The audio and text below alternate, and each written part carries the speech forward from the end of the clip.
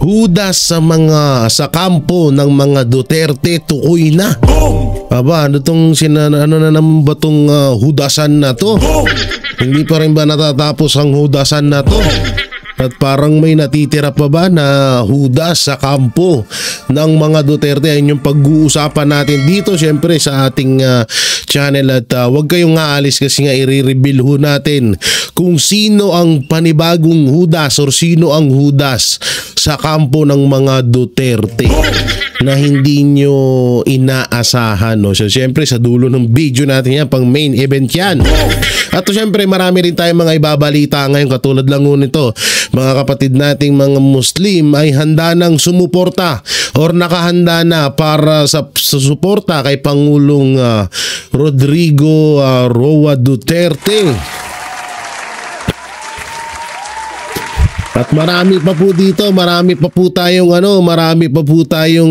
tinatawag na pag-uusapan dito. At ito yung nangyari nga dito kay Pangulong Duterte sa pagkaka-aresto kay Pangulong Duterte ay naging maganda ang impact. Naging maganda ang impact ho sa mga senatorial candidate at dito lalo kay Vice President Sara Duterte. At ayan yung mga pag-uusapan natin ngayon. So dito muna tayo, may mga papakita ako sa inyo ng mga picture na ito partida ha, maliit pa po ang aking community. Wala pa akong tinatawag na 101 or napakadaming supporters, no? Isang pipitsugin lamang po na vlogger lamang itong si Jay Guevara TV.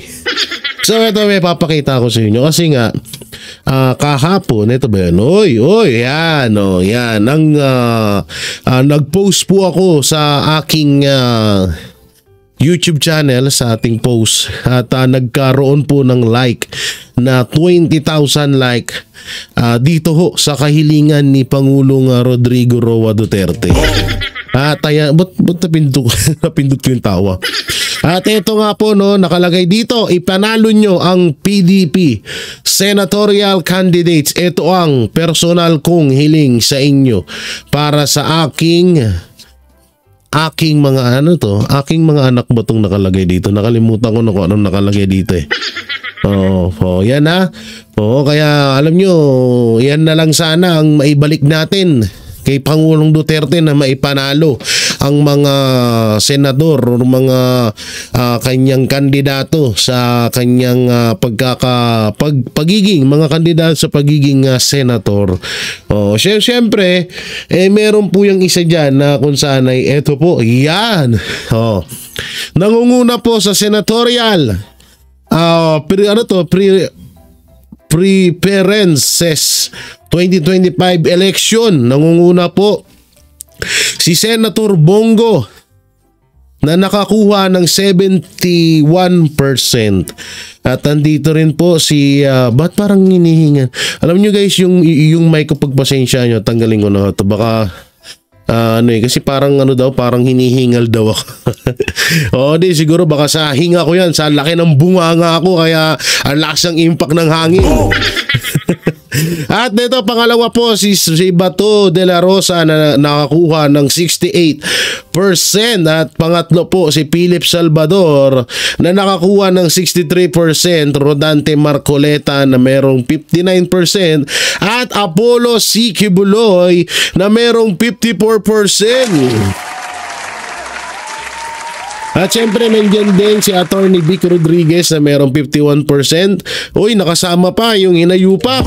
Erwin Tulfo na may 49%. Raul Lambino na may 49%. Jimmy Bondoc na may 45%. At ito idadagdag ko talaga din to kasi syempre 12 ang senator. So papasok ko lahat ng senator sa Duterte senatorial candidate. So 10 yun. Kaya nga tinawag na Duterte. Diba? So papasok natin yan. Siyempre ako, para sa akin si boboto ko yan, Ben Tulfo yan, nakapasok na meron na 45%. JB Hinlo na may 42%. At eto si Doc Marites Mata na merong 34%. Palakpakan.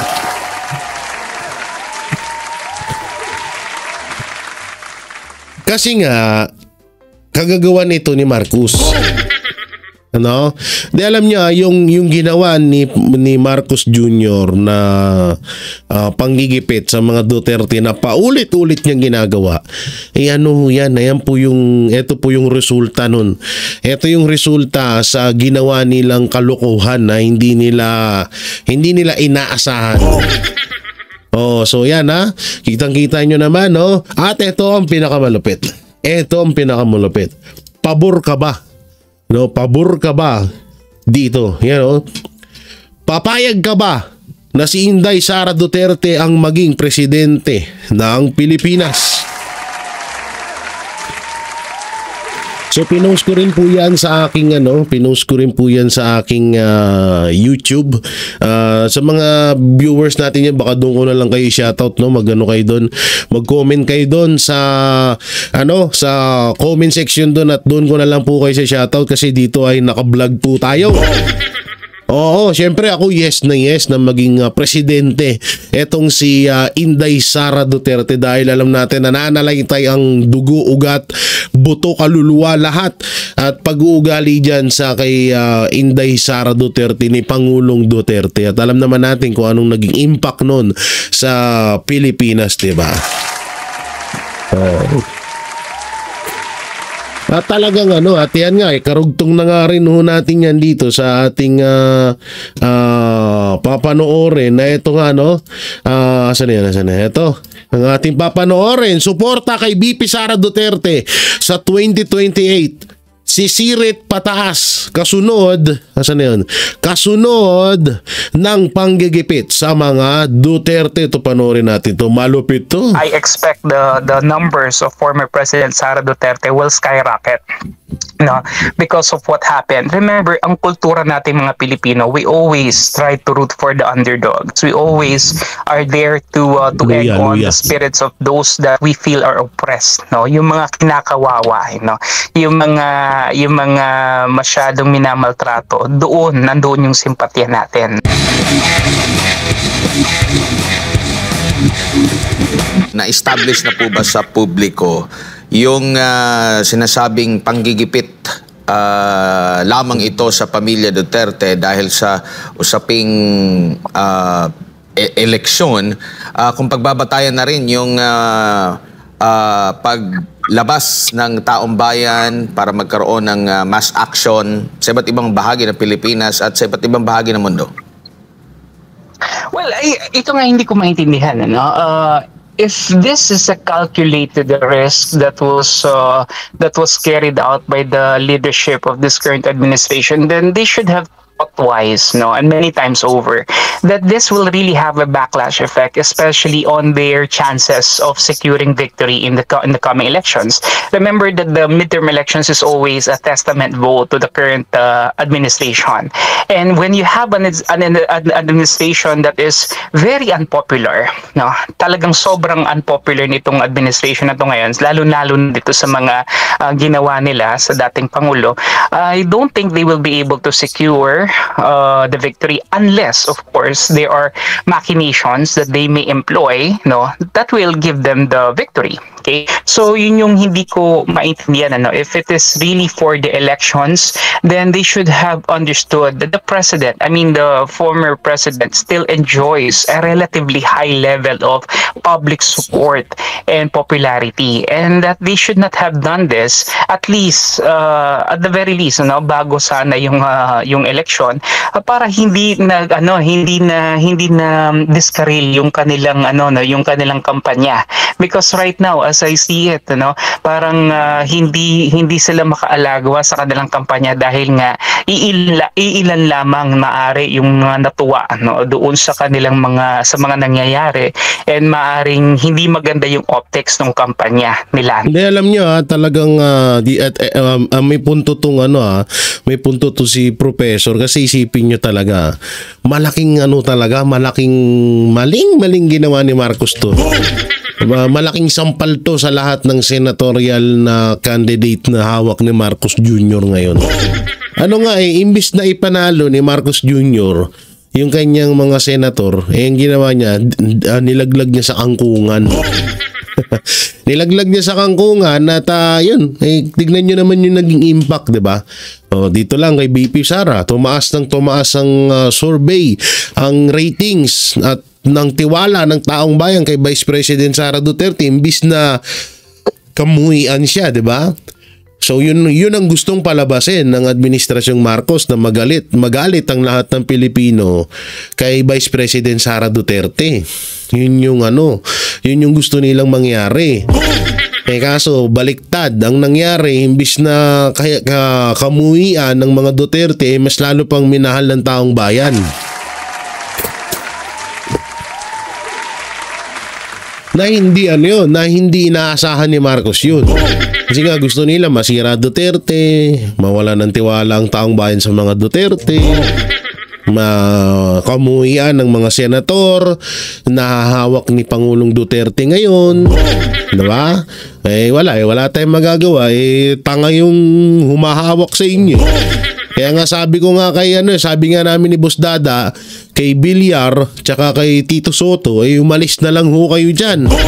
Mananalo naman kayo kahit magsolo kayo hindi nyo na kailangan na pumanig or kumampi dyan sa bagoong Pilipinas na yan.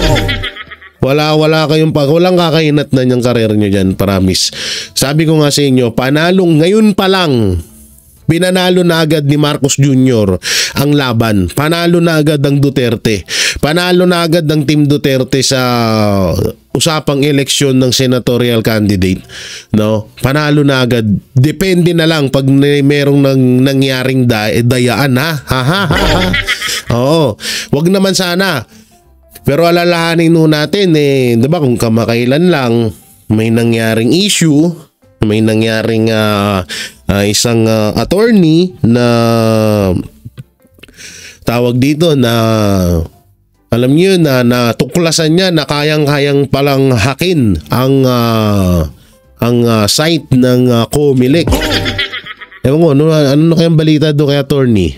No, mukhang pinakulong nata, mukhang nagurgur na yun. So nadiskubrihan niya na may dayaan, kayang-kayang dayain, ito ganyan. So ayun na nga nangyari. Ang masama nga dito, ngayon pa lang alam naman na natin na panalo na ang Team Duterte, ang senatorial candidate ng mga Duterte. Nakakatakot dito may mangyaring dayaan. So kasi tutusin hanggang ngayon nga hinahanap na natin yung abot dun sa balota sa Comelec. Naasan na yung 6 million na balota na yun? Na ginastosan ng 150 million na nabasura lang. Diba? Asan na yun? Diba? So wala hanggang ngayon. Sabi nila kesyo okay na daw. Wala naman silang pinapakita. Mahirap kasi maniwala na wala kang pinapakita, diba? Oo, mahirap na. Baka mamaya ma-jonggu tayo, ma-jonggu. Kaya itong ginawa ni Marcos talaga, ito ay napakalaking sampal at ito ay matatawag nating nilaglag ni Marcos ang senatorial candidate niya mismo.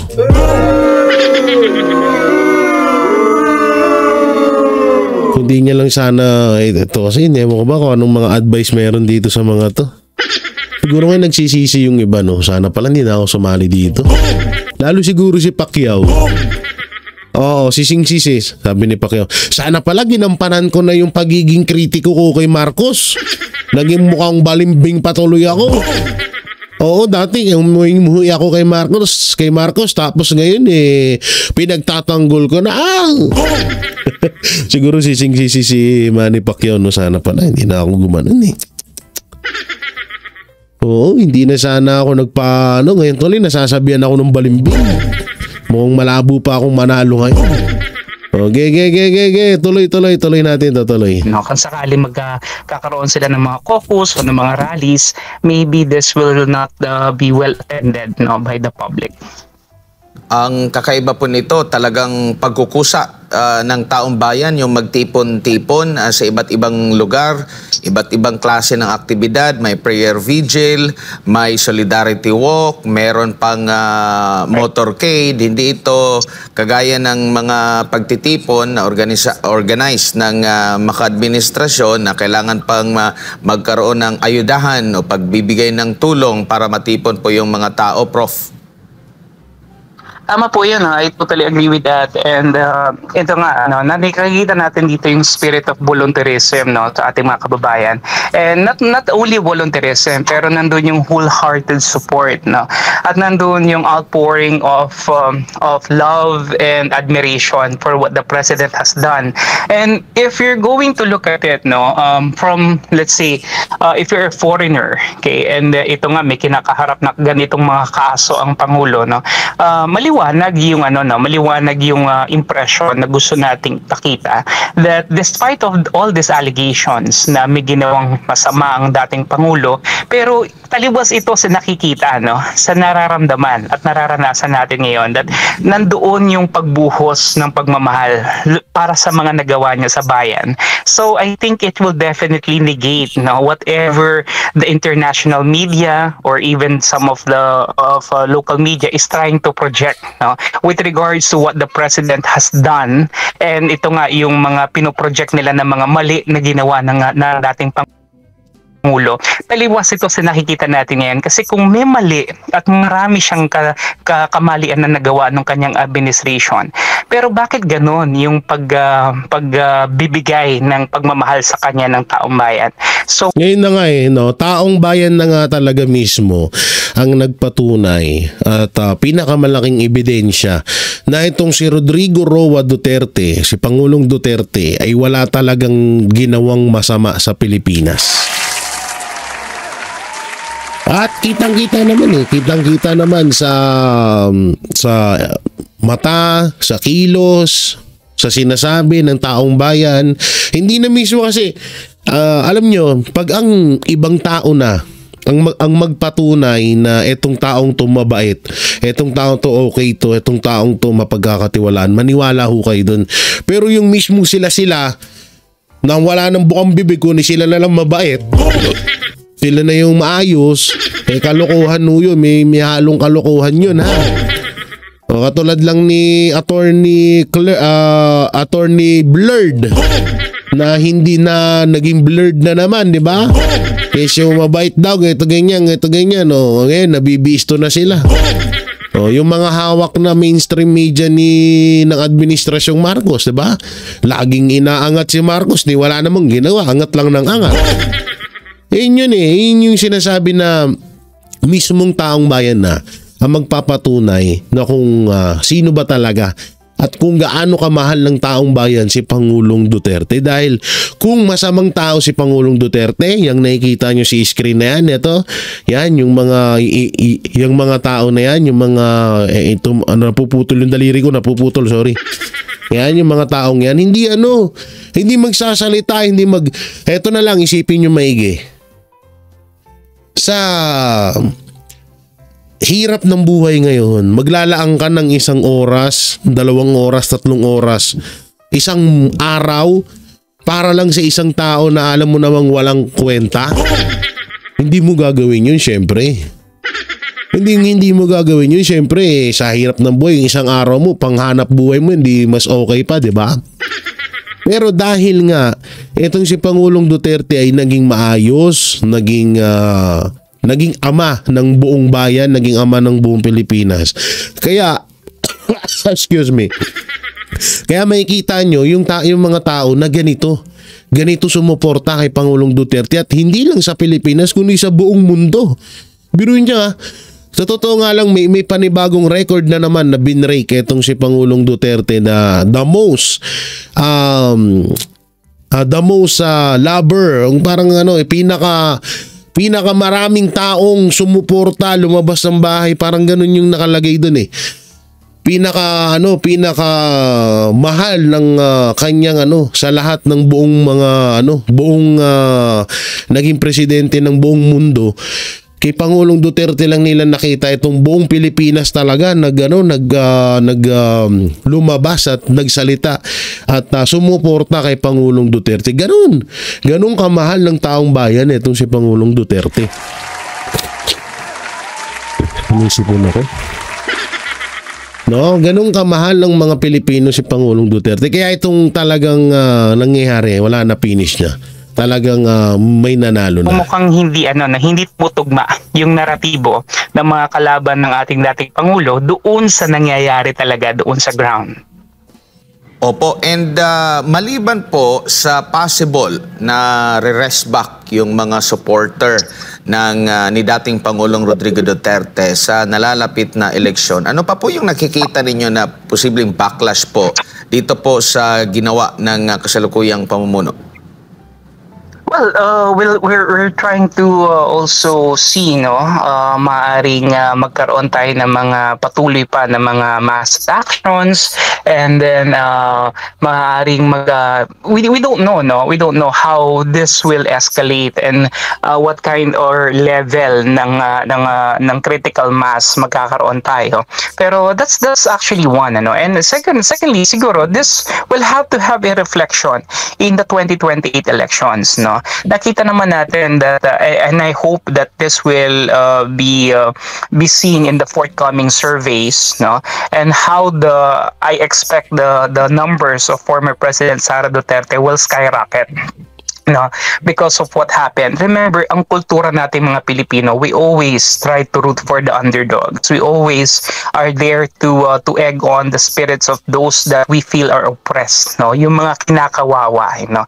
Yung mga masyadong minamaltrato, nandoon yung simpatya natin, no? So I know that this thing that happened right now, itong oppressive move na ito na ginawa ng liderato ng ating pamahalaan, will definitely have some kind of traction, and nararamdaman natin ito, I believe, not only in these elections but more so in the 2028 elections.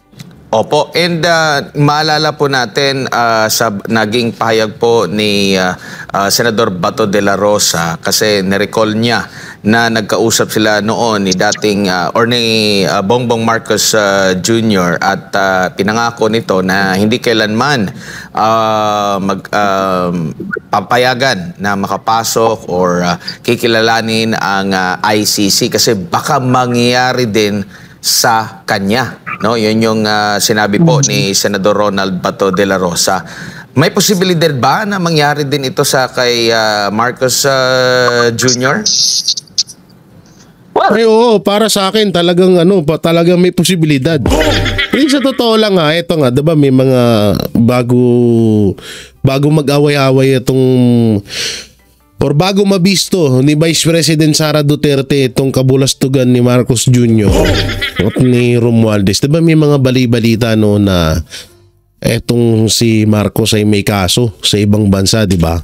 Saka yung kanyang nanay, no? So, parang nangyayari dito ay parang yung nangyayari kay Pangulong Duterte ngayon ay dapat talaga, si Marcos talaga dapat yung andun. No, dahil parang ang nangyari dito parang palit ulo. So para sa akin, alam nyo, sa nangyari ngayon kasi ang pinuputok nila kay Pangulong Duterte sa AJK lang naman Pero tingnan nyo kay Marcos Jr., ang dami. Pangbabastos sa mga kapulisan, paggamit sa mga kapulisan para ipatupad ang maling gawain, pag-corrupt sa mapatungkol sa BICAM report, corrupt patungkol sa flood control, corrupt patungkol sa PhilHealth, SSS, GSIS, sa lahat-lahat. Yung Alitagtag Batangas drug hall, wala na rin. Mga naubos na kakasinghot. So maraming pwedeng ikaso kay Marcos Jr. na pwedeng imbestigahan ng ICC. Kaya nga kung pagkukumparahin nyo lang kaso ni Marcos versus kaso kay Pangulong Duterte, no? Mas dahamak na mas yung kay Marcos, mas brutal. No, kasi once na magnakaw ka sa kaban ng bayan, para mo nang ano yan, para mo nang pinatay ang buong Pilipinas, tandaan nyo yan. At once na magbigay ka o ipagkaluluo mo ang kababayan mo sa ibang bansa, sa ibang lahi, puta na, isa rin yan sa pinakamalaking kaso sa kasaysayan ng Pilipinas. Katulad lang yan ng pagbigay ni Marcos Jr. kay Pangulong Duterte sa Netherlands, sa Interpol, sa ICC. Para mo na rin binenta ang Pilipinas niyan.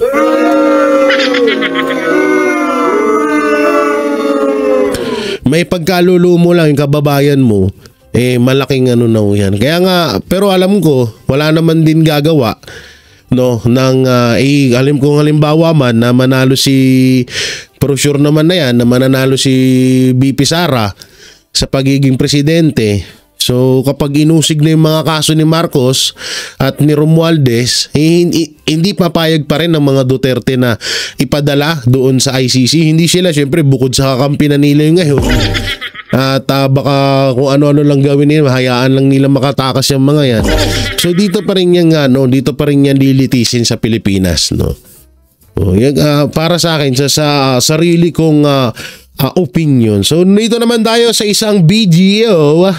Asa na yan? Yan. Etong video na to ay ito nga po ay komento or saloobin po ng ang tawag dito, saloobin ng mga kapatid nating mga excuse me. Bigay ako ng digay do sa luya. Ito ay saloobin po ng mga kapatid nating mga Muslim. Sa panoorin po natin. Nagpahayag ng kanilang suporta sa pamilyang Duterte. Lalong-lalo na kay dating Pangulong Rodrigo Duterte ang ilan sa mga Muslim community na patuloy na kinokondena ang panggigipit ng Administrasyong Marcos sa mga Duterte. Narito ang balita ni Ashley Bedico.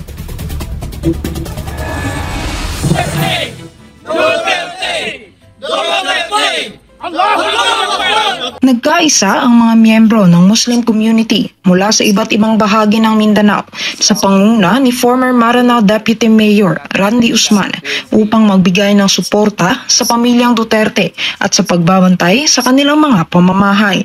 Nandito lahat yung mga volunteers para sa mga Duterte family.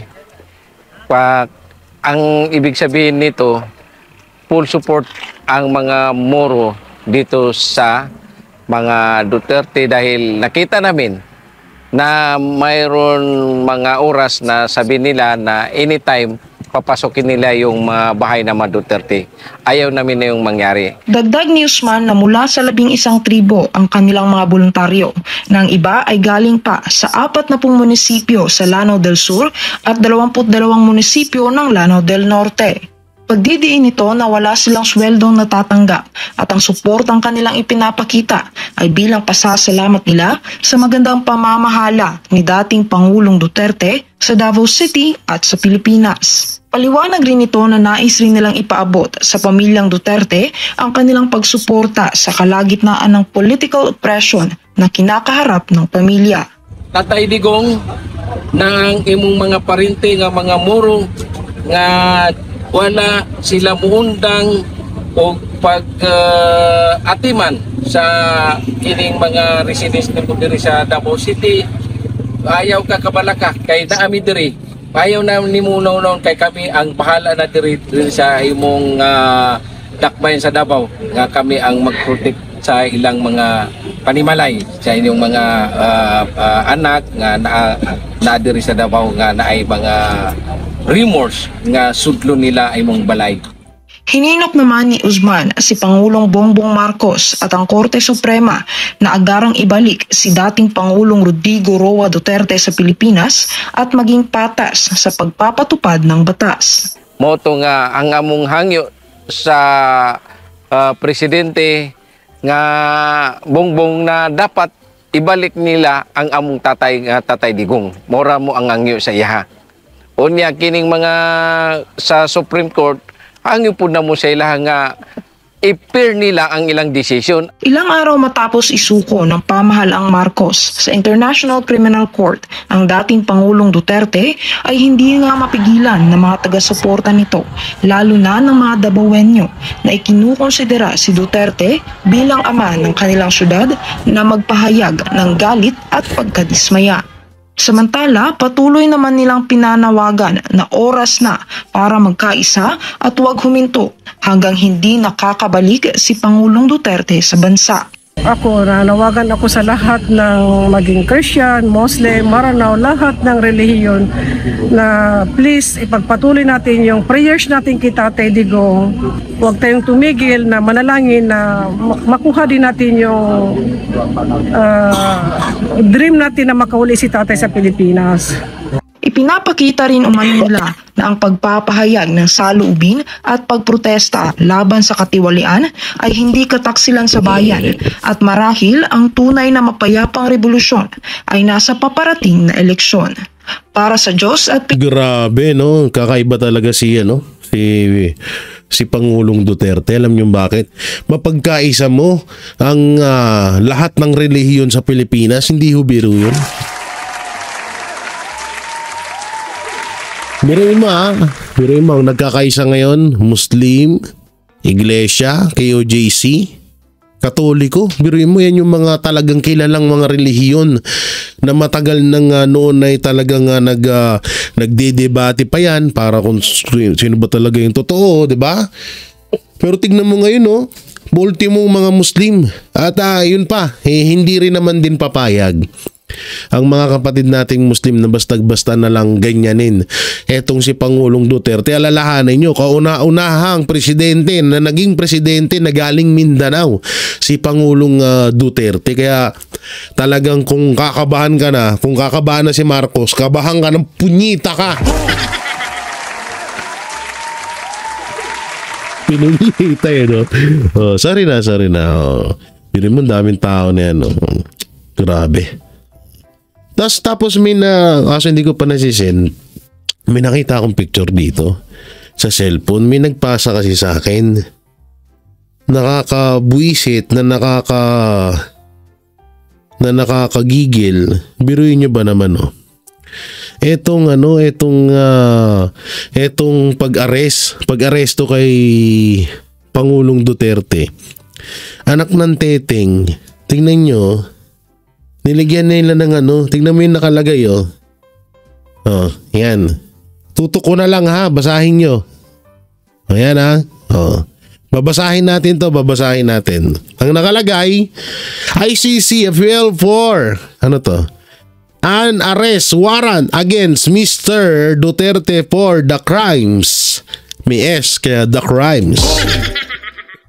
The crimes against humanity of murder, torture, and rape.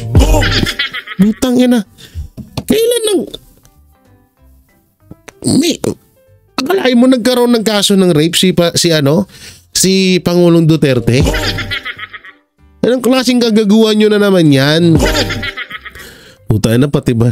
Di alam nyo hindi talaga nila tatanggalin yung mga rape case na yan, yung mga panggagahasa. Kasi nga, alam mo naman, pasimpatya at isa yan sa pinaka mga mabigat na kaso sa isang tao. Pero ako puta ng grabe ka fake news to. Rape, anak ng teteng. Sa daming nagkakagusto sa kay Pangulong Duterte noon, rape. Daming chicks noon. Sinasabi nga yan, dami siyang girlfriend, diba? Sabi ni Pangulo. Tapos magre-rape pa siya. Gago ka ba? Gago. Bobo no? Type na warrant to. Ito kasi may parang ito yung warrant kay kay Pangulong Duterte. Nilagyan doon rape. Anong klaseng rape? Dami na jowa niya. Sabi niya nga, di ba? Ilan jowa mo, sir? Sabi ni Vice Ganda. Ang tanong niya kay Pierre Design niya, 4. Tapos rape pa ito. Mga pa-fake news niyo talaga. At mapunta na tayo doon sa sinasabi kung sino nga ba ang traidor sa grupo ng mga Duterte at ito ay nabulgar na. Handa ka na ba? O kumapit ka dyan. O yung pustiso mo, baka nakanganga ka pa, baka malaglag yan ha. Ako pa masisi mo, yung di punggol. O yung kapitbahay mo chismosa, natawag mo na ba? O nakapagsaing ka na ba? Luto naman ng ulam, nasikaso mo na yung anak mo. Baka hindi pa kasi eh. Ito kasi parang ano to eh. Siyempre pag mga ganitong topic eh, maano agad sa tenga ng mga marites to. Baka hindi ka pa ano, baka may gagawin ka ba? Pwede naman ako mag-adjust sa'yo, kapal ng mukha mo. Joke lang. Pinapatawa ko lang kayo. So ayun nga, mapatungkol sa traidor. Sabi nilang traidor at may mga vlogger, may chismis, yung hari ng chismis na si Sian Gasa at yung ibang mga vlogger din ng mga tanso, pinapalabaso nila na may traidor ho daw sa anay ng mga Duterte. Excuse. So, eto na, ilalabas na natin kung sino yung handa na ba kayo? Wait lang, check ko kung nandito yung picture. Wait lang check ko kung nandito yung picture wait lang. Tingnan natin, titignan ko lang saglit lang to. Isisend ko, baka hindi ko baka iba yung mapakita akong picture no? So isisend ko sa inyo yung picture ng ng totoong hudas, no? Totoong hudas sa hanay ng mga Duterte. At hindi lang to sa mga Duterte, sa buong na to kasi kapag hinudas mo ang isang saan yan? Ba't ganun? Ayaw mas, hindi na send. Hoy, mag-send kang Yudi Punggol ka. Ba't tayo mas-send? Namamali-mali na tayo. Bakit kaya? Ano nangyari? Refresh. Refresh pala Buisit na yan kaya naman pala wala no? Eto yan ito. I-sureball natin para i-sureball natin yung tawag dito, yung paglalagyan natin ng picture kasi mahirap yan no? Mahirap yan na tayo ay So eto na nga nung inaresto daw pagpunta daw ni Pangulong Duterte sa Hong Kong ay parang hindi pa daw nila alam na may arrest warrant na. At nalaman na lang daw nung nandun na sa Hong Kong at parang may humudas daw sa kampo ng mga Duterte. So ito yung masasabi ko dyan. Unang-una, kahit kaming mga vlogger, alam na ho namin yun. Pero kami pa lang yun, mga vlogger pa lang, mga hampas lupang vlogger pa lang. Paano, what if pa yung kampo ni Pangulong Duterte? Nandito pa lang sa Pilipinas, alam na nila na may warrant na ang ICC, ang Interpol kay Pangulong Duterte. Pero pumunta pa rin si Pangulong Duterte sa Hong Kong at hindi niya pinansin yung warrant na yun. Napindot ko lang yun So ganon, at narinig naman din natin na sinabi ni Pangulong Duterte na may warrant ako at aarestuhin ako ng Interpol or ng ICC. Hindi ho totoo na hindi po alam ng mga Duterte na pagpunta nila ng Hong Kong tsaka lang nila nalaman. Hindi ho nila alam. Yun ang pagkakaalam ko Ang alam na nila agad na may warrant na talaga. Matagal nang umugong kasi din talaga to. Ang hindi lang alam ni Pangulong Duterte na kayang-kayang ibigay siya ni Marcos Jr. or kayang-kayang ipagkalulo ni Marcos Jr. ang isang Pilipino sa ibang lahi. Yun yung hindi alam ni Yun yung hindi inaasahan ni Pangulong Duterte. Kasi nga, siyempre, iisipin mo pa rin kahit papano, may utang na loob ko sa mga Duterte. Pinalibing ang tatay mo. pinanalo ka bilang presidente, 'di ba? Oh. So, yung mga utang na loob na yon, mananalay tayo yun habang buhay, hanggat patay ka na. Sana nga mamatay na siya. Sorry, sino ba yon? Sorry. Joke lang. No? Yung utang na loob habang buhay yan Hanggat kamatay, madadala mo talaga yung utang na loob na yan. So ngayon, eto na nga. Sino ba ang Judas sa hanay ng mga Duterte? Sino ba? Ito, hindi ito nilabas ng ibang mga Banateros brothers, especially to Banatbay. Pero kahit mapagalitan na siguro ako ni Banatbay, kailangan ko tong ilabas para maging para malaman nyo rin kung sino ba talaga yung Judas.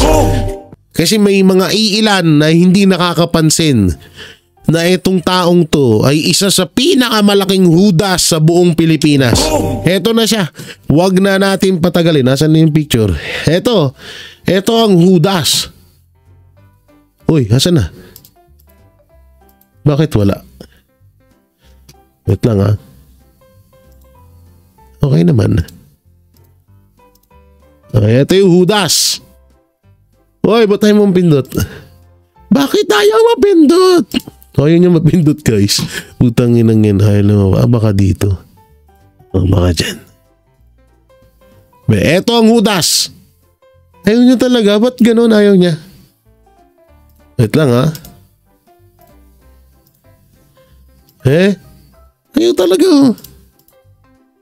Naglag na naman. Lumalabas na may mga picture. Kailangan ba yung screenshot? Ayop na yan. Kailangan pala yung screenshot nga naman daw. Di screenshot natin kung yun ang gusto niya. Total, kagustuhan niya. Yan. I-screenshot natin. Tapos tsaka natin ipasa. Ano ba naman to? Arte-arte naman itong OBS na to. Kung hindi lang maganda yung camera mo, kung hindi lang maganda yung hindi kita pag-aaksayan ng panahon buwisit na to. Dito. Yan, napatagal patuloy yung ko. Napatagal patuloy yung reaction ko dahil dito sa punyetang picture na to. Asan yan? Ito mo, nawala na naman. Ito ang tunay na Judas. Wala na. Hindi na natin ipagkakaila na ito ang tunay na Judas. Yan Ito lalakihan ko pa yung picture. Ito yung tunay na Judas ng Pilipinas. Wait lang, paggalaw natin. Galawin lang natin lakihan natin dito. Yan yan kitang-kita nyo. Nandiyan pa yung ama niya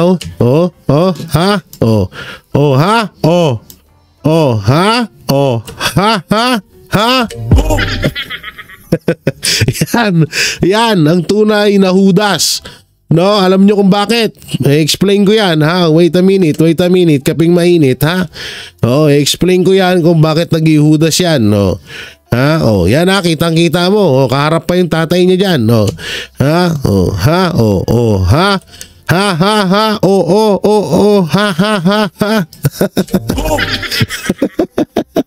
Witan. Yan. Yan ang tunay na Judas ng Pilipinas. Walang Judas sa hanay ng mga Duterte. Merong Judas sa gobyerno at eto siya. Yan siya Ayan siya. Putang ina, muntik na tamaan. Yan ang tunay na Judas ng Pilipinas. Alam niyo kung bakit? Kapag ikaw bilang pinuno ng bansa, makipagsanib puwersa ka, hindi sanib puwersa pala, ibigay mo ang isang Pilipino sa ibang lahi, maituturing ka ng Judas mo. Yung ginawa niya kay Pangulong Duterte, isa ng napakalaking kahudasan na gawain yun. No, isang malaking kahudasan na huyong. Kaya kung ako sa inyo, ang totoong Judas, eto po, yung tao na yan. Partida, nandiyan pa siya sa libingan ng tatay niya. Na kung saan ay si Pangulong Duterte yung nagpalibing. Walang ibang Judas kundi sila. At meron pa yan, yung pinsan niya, yung ate niya, yung asawa niya, yung anak niya, yung lahat sila, mga putang ina nila. Lahat sila mga Judas. Yun ang Judas, yun ang Judas. Yan ang totoong Judas. Kaya wag na ho tayo mag-ano, tama na yan. Huwag na masyado ma-expose. Ang sagwa ng pagmumukha mo. Alam nyo na kung sino Judas. Walang Judas sa hanay ng mga Duterte. Alam namin yan. Kung merong mga Judas, ayun, si Marcos Jr. So yung mga banateros, mga kabiyaya, ano pong may kukomento nyo sa mga napag-usapan natin? Comment nyo lang po dyan sa baba. At syempre, don't forget to like, share, comment, and subscribe sa ating YouTube channel. Paipindot na lang din po yung bell button para lagi kayong updated sa ating mga video araw-araw. So maraming salamat. Ingat po kayo palagi. God bless and peace. At straight PDP laban and hindi pala PDP laban. Straight Duterte senatorial candidate, Duterte 10 ng 10 senador ni Pangulong Duterte. At siyempre, bring him home, Duterte. Maraming salamat po. Ingat kayo palagi and peace. Yan ang banatero, walang inuurungan. Pag tama palakpakan, pag mali ay babanatan. Yan ang banateros, boses ng ordinaryong Pilipino. Banateros ay walang makakaawan, walang inuurungan. Banateros ay tinutulungan.